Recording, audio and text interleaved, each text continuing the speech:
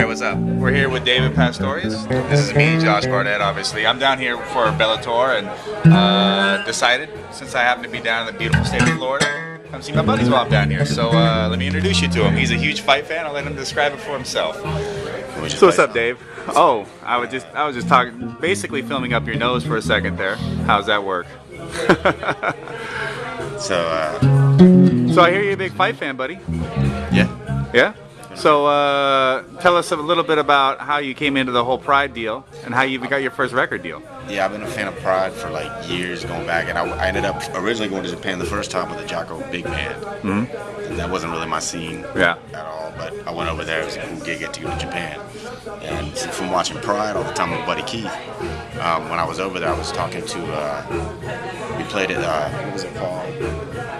The Blue Note. The Blue Note is in Tokyo, and I started talking to some of the waiters there and stuff about Pride, and they like tripped out, and they ended up inviting me out that night after the show, and I ended up meeting people from the label that signed me over in Japan. So it was pretty cool, you know what I mean? Weird I went enough. to a place called Hammerheads. Hammerheads? Yeah, it was like they had like every single, like the whole bar was just videos and videos, and we just watched Pride. Watch Pride fights. And weird enough, so you got that record deal in Japan, and it's a badass record. I can promise you, people, it's good stuff. Go check it out if you haven't heard it. But my buddy Kojo Oishi, we're down in the Philippines, and going, hey dude, what's your entrance music? You know, give me a copy of it, and I'll give it to him and get a pipe through the system. So he gives me this CD, he goes, oh, I really like this song, the first one on here, the Chase. I go, I've never heard of this guy, but all right, cool, whatever, you know, it's whatever you want. Yeah. So I listened to the Chase, I'm going, this is good stuff. I really dig this, you know, I like the way this is going. So I end up listening to the whole album and keeping it. That's awesome. Yeah, because I remember when you contacted me on there. At first, I was like, "There's no way it's you." You know what I mean? Because I was like, I've been watching you for years, man.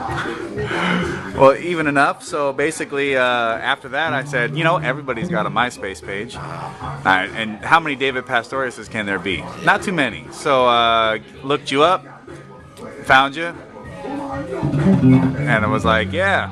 Dig your shit, man. And you're like, yeah, next one will be like a little more metal than this. But then I remember it had been a while since I had heard any of your stuff, and I'm going, man, let's see if he's got that new album out. So I picked it up and then had to write you back, and I was like, oh man, loving the new stuff. And then finally I think you were like, this guy's for real. All right. Yeah. Hey, give me a ring. Yeah, because I remember you texted me later. I left my number and you texted me. Holy crap.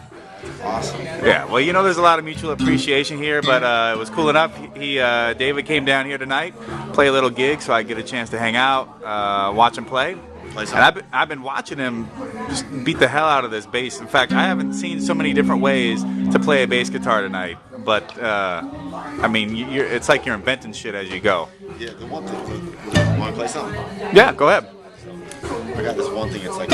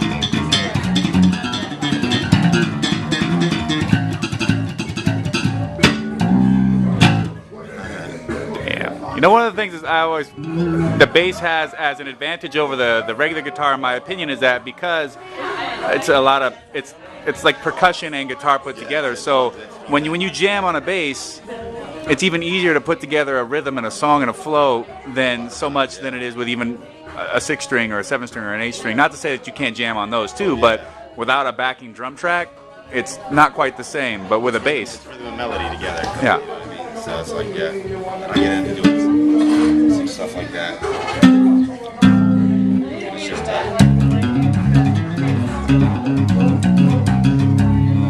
and what's the one song on the new album? I think it's Groundhog Day. Yeah.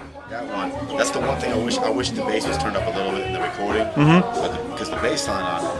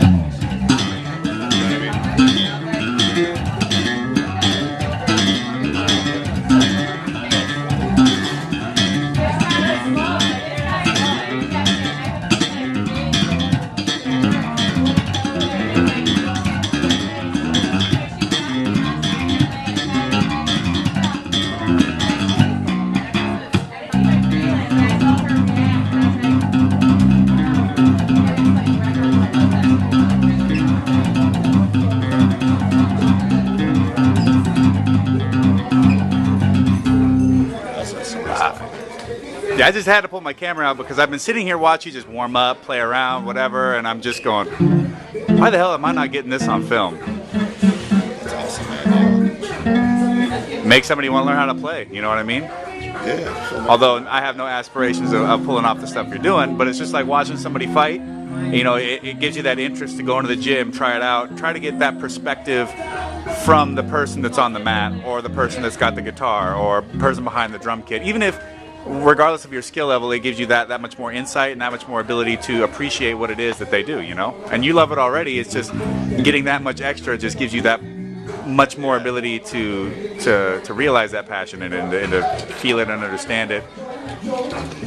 Also to realize how much damn effort and work that goes into it. It's like me watching the shit, you know what I mean, the stuff you guys do. You watching me? Oh, that's just basically like, God damn, I'm glad I'm not that dude. Yeah, man, that's crazy. But you know, part of this is also to show that you just never know who's going to be a fan of what, right? Yeah. You know, I'm known as being a big metal guy, but I'm appreciative of basically good music wherever I can find it. Yeah. But at the same time, like, there's a lot of people that I'll come across, and it's really ceased to surprise me anymore who turns out to be a Fight fan and who isn't, you know? Yeah, that's awesome. That's kind of little loss right now. That's pretty cool. Yeah, you're not really on the spot. You're not here to entertain necessarily, other than with your instrument. But it was funny talking to your girlfriend and hearing her. Oh man, teaching me how to do this, teaching me how to armbar people, and you're spreading the love, man. You're getting it out there. You're getting everybody else interested into it. Yeah, it's cool because it's an art, man. It's art, just like music. Yeah. And you know, all kinds of different forms of art. It's a true art. You know what I mean? And there's morons that don't really know anything about it, but act like it's not. You know what I mean? Yeah. It's not just the simple aspect of getting in there and throwing a punch at somebody. Exactly. There's a lot to it. It's just cool, man. Hey, anybody that thinks that they can play the bass is... Yeah, and that's the one thing I loved about Japan. You know, the Pride Fighting Championships was like when you watch, compare, the crowds. Like, you know, over here it's that just bleed mentality. Yeah. You know, I'm not seeing blood on board or whatever. And there, they appreciate everything, man. You hear pin drops, I'm sure, when you're fighting. It gets, something happens and they freak out. They blow up, man. Yeah. And you know, they're very manic about anything that they're a fan of. But sometimes it's kind of nice to get that bloodlust from the American crowd. You know, they get so pumped. Yeah. Yeah, I like both sides. But like the one, I remember going over there even when I was over there, and it was like to get in to see us, it was like $50 American to see my band over there. Like, I would never pay that kind of money to see my band. You hear from this guy, he says he wouldn't pay $50 to see himself play. But you know, that's cool though, and the place was packed. I was like, wow, I'd like to go back there sometime. And then when you get done with their set, they're like, oh, clap, clap, clap, clap, clap, Yeah. clap, clap. Yeah. Quiet while you play, right? And they knew, yeah, exactly. And you're sitting there thinking, do they hate Worried us? about time. You ever notice that? How into like, I mean, they literally had a guy like they had these weird start times, like 9:12. There'd be a guy on the side with like literally like go.